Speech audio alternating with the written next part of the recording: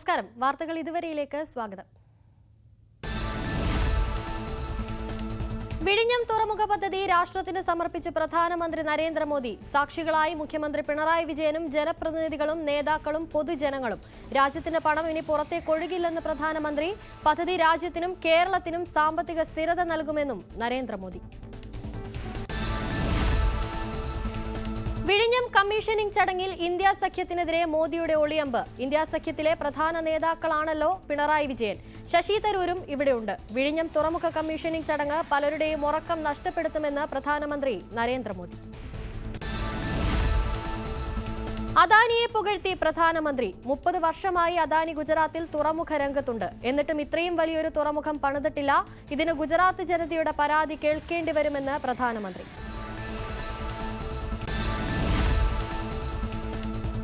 വി.എൻ. വാസവന്റെ പ്രസംഗം ആയുധമാക്കി മോദിയുടെ പരാമർശം. സ്വകാര്യ പങ്കാളിത്തത്തോടെയുള്ള പദ്ധതികളെ കമ്മ്യൂണിസ്റ്റ് സർക്കാർ പോലും പ്രോത്സാഹിപ്പിച്ചു തുടങ്ങിയെന്ന് പ്രധാനമന്ത്രി. കമ്മ്യൂണിസ്റ്റ് സർക്കാരിലെ മന്ത്രി സ്വകാര്യ പങ്കാളിത്തത്തെ പ്രകീർത്തിക്കുന്നത് ഇന്ത്യയുടെ മാറിയ മുഖമാണ് കാണിക്കുന്നത്. ഇക്കാര്യത്തിൽ പ്രാധാന്യം നൽകുന്നതിൽ സന്തോഷമെന്നും മോദി. നേരത്തെ പ്രസംഗത്തിൽ അദാനി ഗ്രൂപ്പിനെ വാസവൻ പുകഴ്ത്തിയിരുന്നു.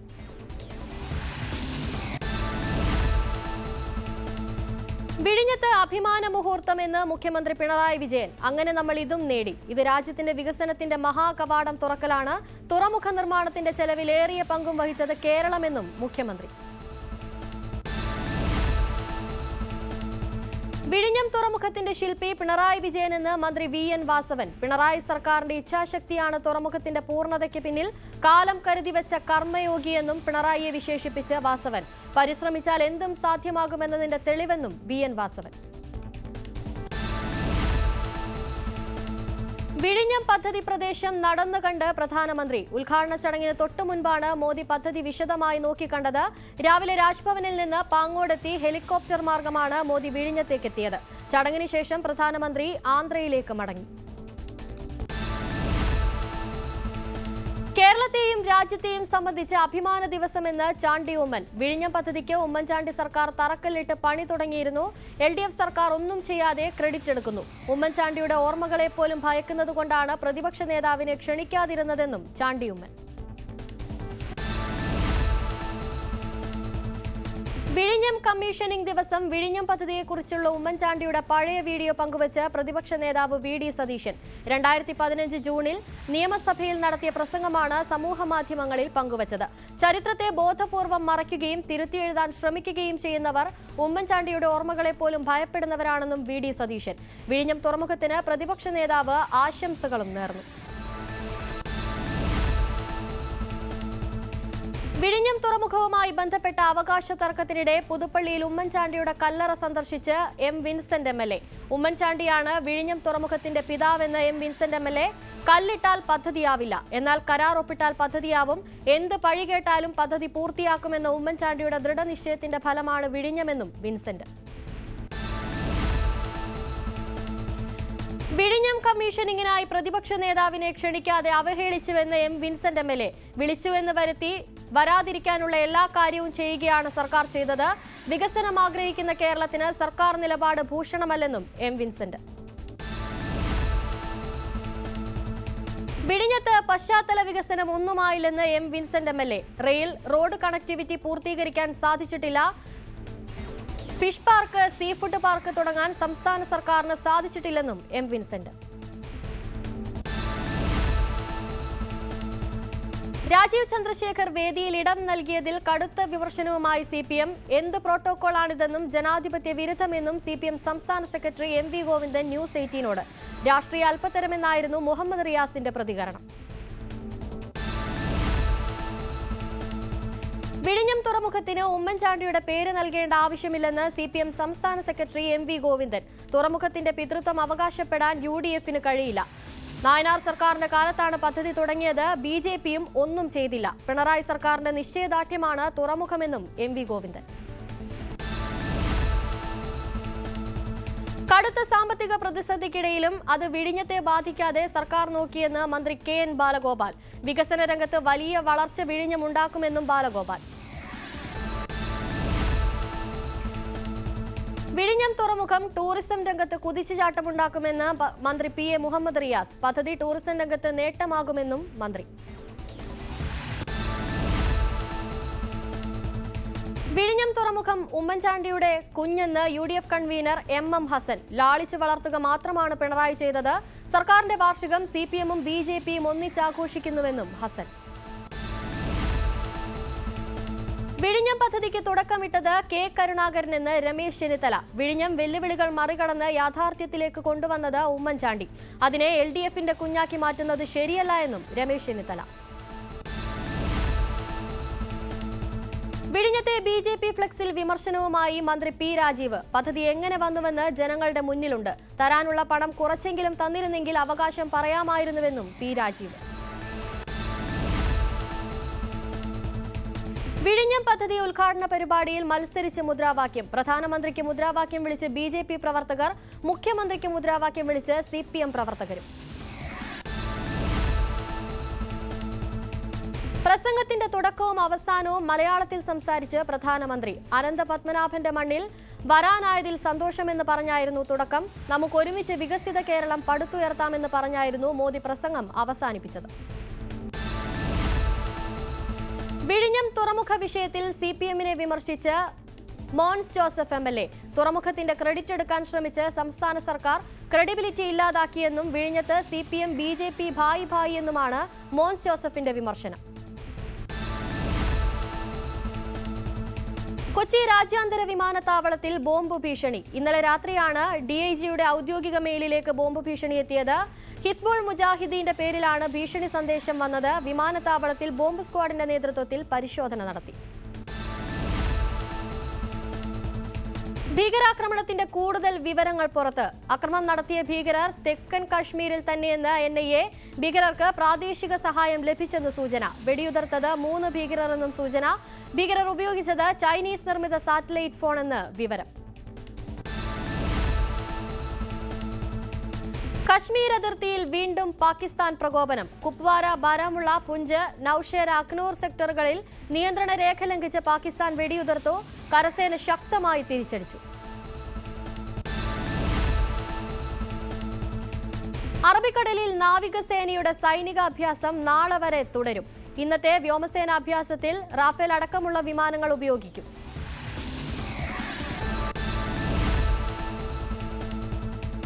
പഹൽഗാം ഭീകരാക്രമണത്തിന് പിന്നാലെ ഇന്ത്യയ്ക്ക് പൂർണ്ണ പിന്തുണ പ്രഖ്യാപിച്ച് അമേരിക്ക. ഇരു രാജ്യങ്ങളിലെയും നേതാക്കളോട് പ്രസിഡന്റ് ഡൊണാൾഡ് ട്രംപ് സംസാരിച്ചു. തീവ്രവാദത്തെ ഇല്ലാതാക്കാൻ അമേരിക്ക ഇന്ത്യയ്ക്കൊപ്പം നിൽക്കുമെന്നും US സ്റ്റേറ്റ് ഡിപ്പാർട്ട്മെന്റ് വക്താവ് ടോമി ബ്രൂസ്. ഇന്ത്യയും പാകിസ്ഥാനും തമ്മിലുള്ള അഭിപ്രായ ഭിന്നതകളിൽ ആവശ്യമെങ്കിൽ ചർച്ചയ്ക്ക് സന്നദ്ധമെന്ന് ഐക്യരാഷ്ട്രസഭ സുരക്ഷാ കൌൺസിൽ. പ്രസിഡന്റ് ഇവാഞ്ചലോസ് സെക്കേരിയസ് ആണ് ഇക്കാര്യം അറിയിച്ചത്. മുനമ്പം സമരസമിതിയുമായി കൂടിക്കാഴ്ച നടത്തി മന്ത്രി P രാജീവ്. കൂടിക്കാഴ്ച പ്രതീക്ഷ നൽകുമെന്ന് സമരസമിതി. പ്രതിസന്ധി മന്ത്രിയെ ബോധ്യപ്പെടുത്തി. മുഖ്യമന്ത്രിയെ കാണുന്ന തീയതി വൈകാതെ തീരുമാനിക്കുമെന്നും സമരസമിതി.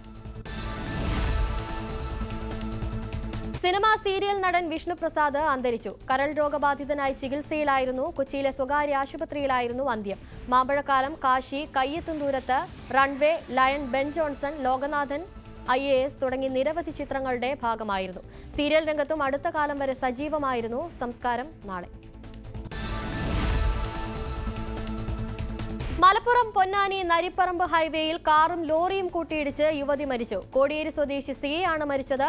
ഭർത്താവ് നിഖിലിന് ഗുരുതരമായി പരിക്കേറ്റു. പൊന്നാനി കുറ്റിപ്പുറം ബൈപ്പാസിൽ തവന്നൂർ പന്തേപാലത്ത് പുലർച്ചെ 6 മണിയോടെയാണ് അപകടമുണ്ടായത്.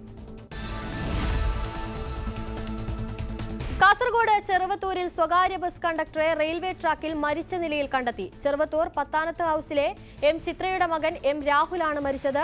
ചെറുവത്തൂർ റെയിൽവേ ഓവർബ്രിഡ്ജിന് സമീപത്തെ ട്രാക്കിലാണ് മൃതദേഹം കാണപ്പെട്ടത്. പയ്യന്നൂർ കാഞ്ഞങ്ങാട് റൂട്ടിലോടുന്ന സ്വകാര്യ ബസ് കണ്ടക്ടറാണ് രാഹുൽ. കൊല്ലത്ത് റെയിൽവേ ട്രാക്കിൽ ട്രെയിൻ തട്ടി മരിച്ച നിലയിൽ കണ്ടെത്തിയ യുവതിയെ തിരിച്ചറിഞ്ഞു. കരുനാഗപ്പള്ളി തൊടിയൂർ സ്വദേശിനി അമൃതയാണ് മരിച്ചത്. കരുനാഗപ്പള്ളി റെയിൽവേ സ്റ്റേഷന് സമീപമുള്ള ട്രാക്കിലായിരുന്നു കഴിഞ്ഞ ദിവസം മൃതദേഹം കണ്ടെത്തിയത്. കണ്ണൂർ പയ്യാവൂരിൽ 3 വയസ്സുകാരി കാറിടിച്ച് മരിച്ചു. ചമതച്ചാൽ ഒറവക്കുഴിയിൽ നോറയാണ് മരിച്ചത്. അമ്മൂമ്മയോടൊപ്പം റോഡരികിലൂടെ നടന്നു പോകുമ്പോഴാണ് അപകടമുണ്ടായത്.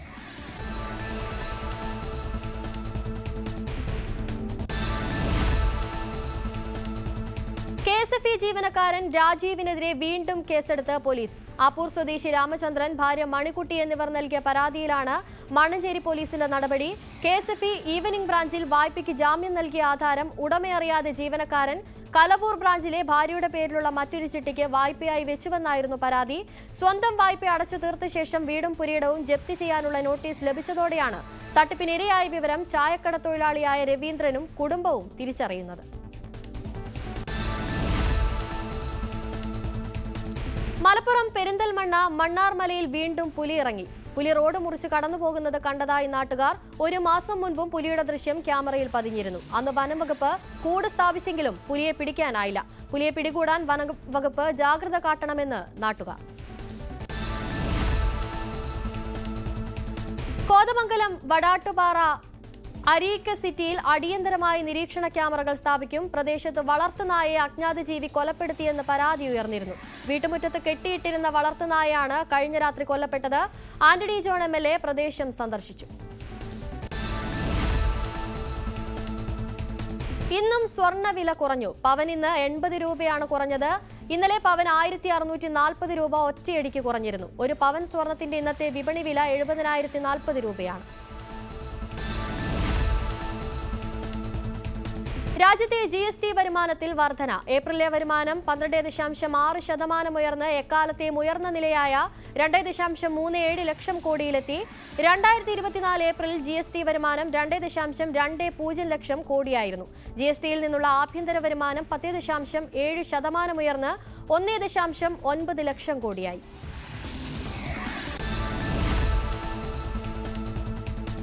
മുംബൈ മെട്രോപൊളിറ്റൻ പ്രദേശത്തെ വസ്തുവിലയിൽ വൻ വർധന. 4 വർഷത്തിനിടെ 54% വർധനയെന്നാണ് റിപ്പോർട്ട്.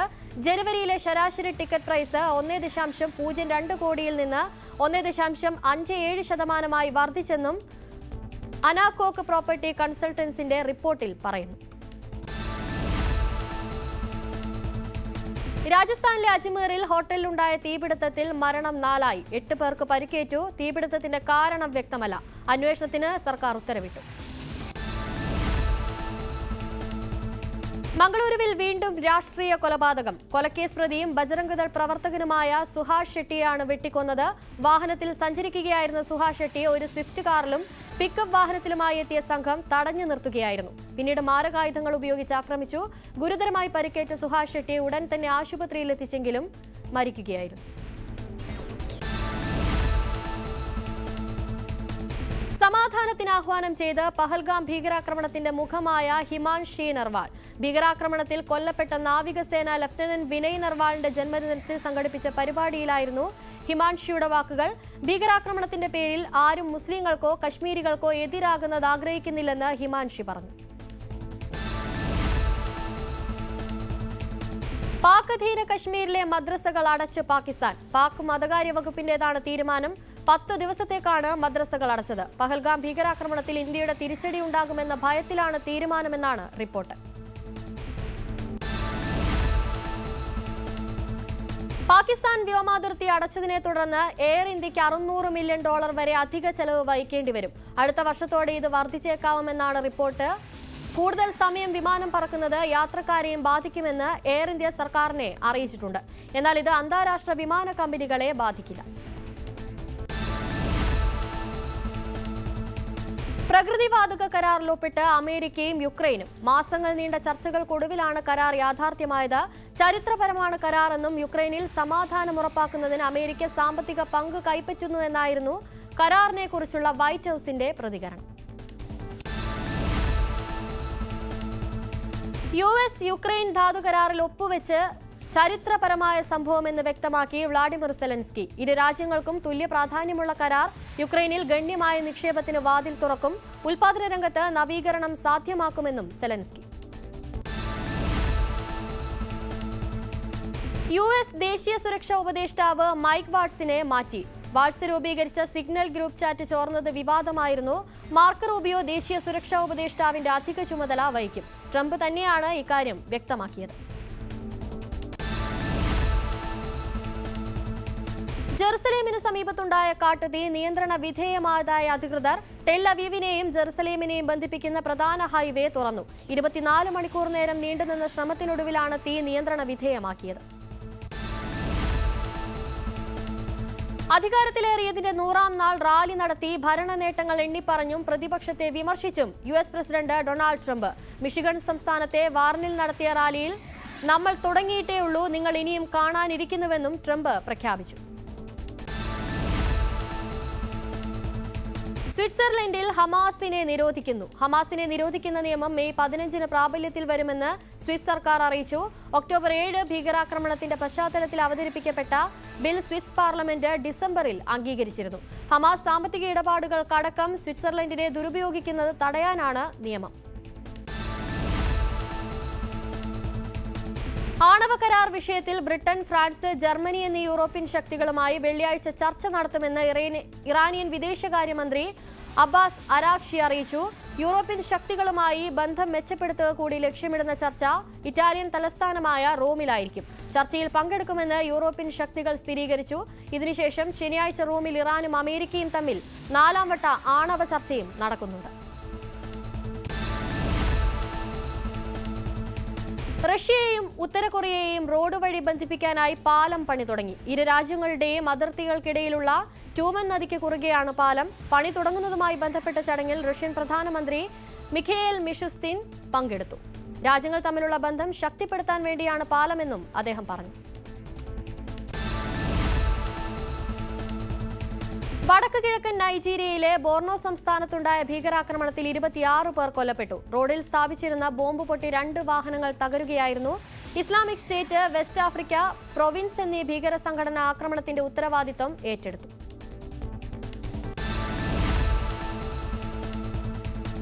തർക്കങ്ങളിൽ പരിഹാരം വേഗത്തിലാക്കാൻ പുതിയ സംരംഭവുമായി ദുബായ്. അനുരഞ്ജനത്തിലൂടെ നിയമാനുസൃതം ഇരു കക്ഷികളെയും ഒത്തുതീർപ്പിലേക്ക് നയിക്കുന്നതാണ് പബ്ലിക് പ്രോസിക്യൂഷന്റെ പുതിയ പദ്ധതി. ഇതിനായി പ്രത്യേക പ്രോസിക്യൂട്ടറെ അനുവദിക്കും. അനുരഞ്ജനമാണ് മികച്ചതെന്ന പേരിലുള്ള പുതിയ പദ്ധതിക്ക് ദുബായ് അറ്റോർണി ജനറൽ എസാമിസ അൽ ഹുമദൈൻ അംഗീകാരം നൽകി. ദുബായ് അൽഖൂസ് വ്യവസായ മേഖല 1-ലെ ഒരു വെയർഹൌസിൽ അഗ്നിബാധ. ആളപായമൊന്നും റിപ്പോർട്ട് ചെയ്തിട്ടില്ലെങ്കിലും വലിയ നാശനഷ്ടം സംഭവിച്ചതായി കണക്കാക്കുന്നു. വിവരമറിഞ്ഞ ഉടൻ സ്ഥലത്തെത്തിയ സിവിൽ ഡിഫൻസ് സേന തീ അണച്ചതിനാൽ സമീപത്തെ കെട്ടിടങ്ങളിലേക്ക് തീ പടരുന്നത് ഒഴിവാക്കാനായി. വിവിധ തരം ഉൽപ്പന്നങ്ങൾ സൂക്ഷിച്ചിരുന്ന വെയർഹൌസാണ് പൂർണ്ണമായും കത്തിനശിച്ചത്.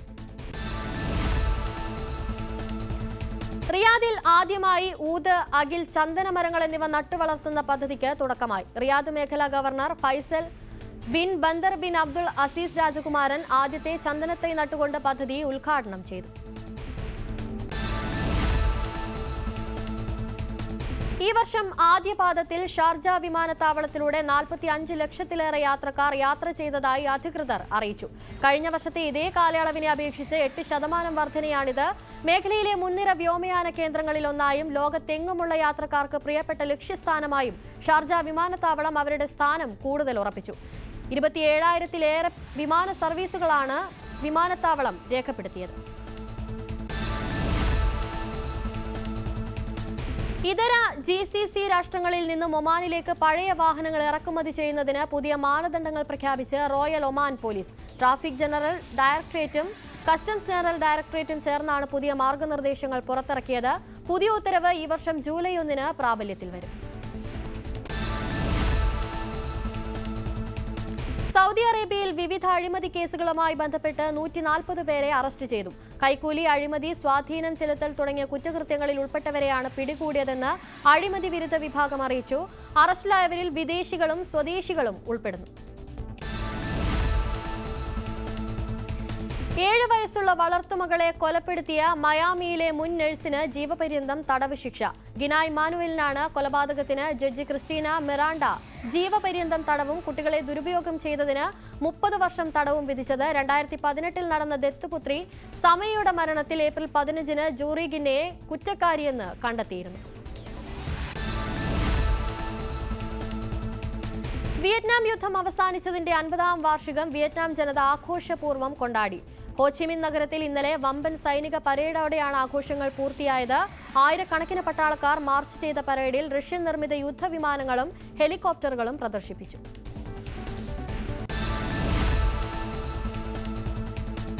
കഴിഞ്ഞ സാമ്പത്തിക വർഷത്തെ 4-ാം പാദത്തിൽ ഫെഡറൽ ബാങ്കിന്റെ അറ്റാദായം 4052 കോടി രൂപയായി. 4-ാം പാദത്തിലെ മാത്രം അറ്റാദായം 13.67% വളർച്ച നേടി. മിഡ് ഈൽഡ് സെഗ്മെന്റുകളിലും കറന്റ് അക്കൗണ്ടുകളിലും ശ്രദ്ധയൂന്നിയുള്ള പ്രവർത്തനങ്ങൾക്കാണ് നേട്ടമെന്ന് എംഡിയും സിഇഒയുമായ KVS മണിയൻ പറഞ്ഞു. കഴിഞ്ഞ 10 വർഷത്തിനുള്ളിലെ മികച്ച ആസ്തി ഗുണമേന്മയാണിതെന്നും ബാങ്ക് MD വ്യക്തമാക്കി. പുതിയ ചിത്രത്തിന്റെ ടൈറ്റിൽ പോസ്റ്റർ പുറത്തുവിട്ട് സംവിധായകൻ തരുൺ മൂർത്തി. ടോർപിഡോ എന്നാണ് ചിത്രത്തിന് പേരിട്ടിരിക്കുന്നത്. ഫഹദ് ഫാസിൽ, നസ്ലിൻ, അർജുൻ ദാസ്, ഗണപതി എന്നിവർ പ്രധാന വേഷത്തിലെത്തുന്നു. ആഷിഖ് ഉസ്മാൻ പ്രൊഡക്ഷൻസിന്റെ ബാനറിൽ ആഷിഖ് ഉസ്മാനാണ് ചിത്രം നിർമ്മിക്കുന്നത്.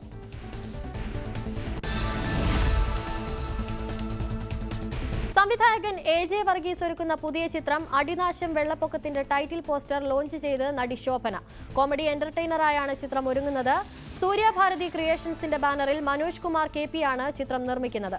ഷൈൻ ടോം ചാക്കോ, ബൈജു സന്തോഷ്, മഞ്ജു പിള്ള തുടങ്ങിയ വൻ താരനിരയാണ് ചിത്രത്തിലുള്ളത്. ദുൽഖർ സൽമാൻ നഹാസ് ഹിദായത്ത് ചിത്രം അയാം ഗെയിമിൽ ആന്റണി വർഗീസ് പെപ്പയും അണിയറ പ്രവർത്തകരാണ് പെപ്പയെ ചിത്രത്തിലേക്ക് സ്വാഗതം ചെയ്തുകൊണ്ടുള്ള പോസ്റ്റർ പങ്കുവച്ചത്. RDXന് ശേഷം നഹാസ് സംവിധാനം ചെയ്യുന്ന ചിത്രമാണ് അയാം ഗെയിം. ചിത്രത്തിൽ ജെയ്ക്സ് ബിജോയ് സംഗീതവും ജിംഷി ഖാലിദ് ഛായാഗ്രഹണവും നിർവഹിക്കുന്നു.